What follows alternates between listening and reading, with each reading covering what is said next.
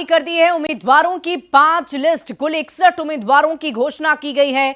61 seat पर चुनाव लड़ रही है कांग्रेस। बड़ी खबर आपको बता रहे हैं इस वक्त की, बिहार में आएगी किसकी, बाहर से जुड़ी ये बड़ी खबर आ रही है। कांग्रेस ने उम्मीदवारों की 5 लिस्ट जारी कर दी है। कुल मिलाकर 61 उम्मीदवारों की घोषणा की जा चुकी है।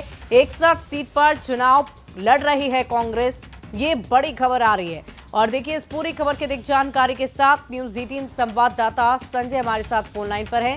संजय, क्या जानकारी है? 61 सीटें कांग्रेस के खाते में चली गई है क्या? ये क्योंकि 61 सीटों पर उम्मीदवारों की लिस्ट जारी कर दी गई है। जी बिल्कुल, देखिए जो आधिकारिक तौर पर जानकारी दी गई है कांग्रेस की तरफ से और जो लिस्ट जारी किया गया है उस हिसाब से कुल 61 उम्मीदवार कांग्रेस ने खड़े किए हैं। अगर 2030 का आप आंकड़ा देखें, 2020 में कांग्रेस ने 70 उम्मीदवार खड़े किए थे, यानी इस बार 9 उम्मीदवार कम खड़े किए हैं कांग्रेस ने। और आरजेडी ने 143 किया, जबकि पिछली दफा 144 सीटों पर आरजेडी ने अपना प्रत्याशी उतारा था। तो एक सीट कम आरजेडी ने उतारा है और 9 सीट कम कांग्रेस ने उतारा है।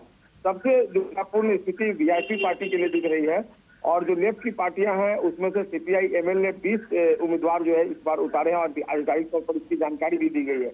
हालांकि सीपीएम और सीपीआई की लिस्ट अभी सामने नहीं आई है कि अंतिम तौर पर कितने कैंडिडेट उनके खड़े हो रहे हैं, क्योंकि आज नामांकन का आखिरी तारीख है और कई सीटें, झंझारपुर सीट पर सीपीआई जो है वो अपना उम्मीदवार खड़ा कर रहा है। तमाम नेता झंझारपुर में है।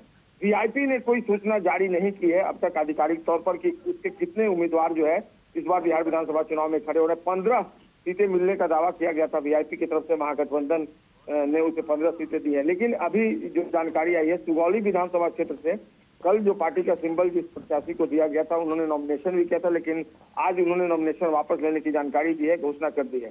तो ऐसे में सारी निगाहें वीआईपी पर टिकी हुई है कि क्या 15 सीटें उन्हें मिली है या फिर कितने सीटों पर महागठबंधन या खासकर तेजस्वी यादव ने उनको समेट दिया है। ये अभी भी वीआईपी के लिए क्लियर नहीं हो पाया। देखना होगा वीआईपी कब तक आधिकारिक तौर पर जानकारी देती है, क्योंकि अब नामांकन में बहुत कम वक्त बचा है खत्म होने का समय। 3 बजे तक नामांकन वाकई संजय, देखने वाली बात होगी कि 143 आरजेडी, 61 कांग्रेस, अब वीआईपी विकासशील इंसान पार्टी को कितनी सीटें मिलती हैं, ये देखने वाली बात होगी। बहुत शुक्रिया आपका।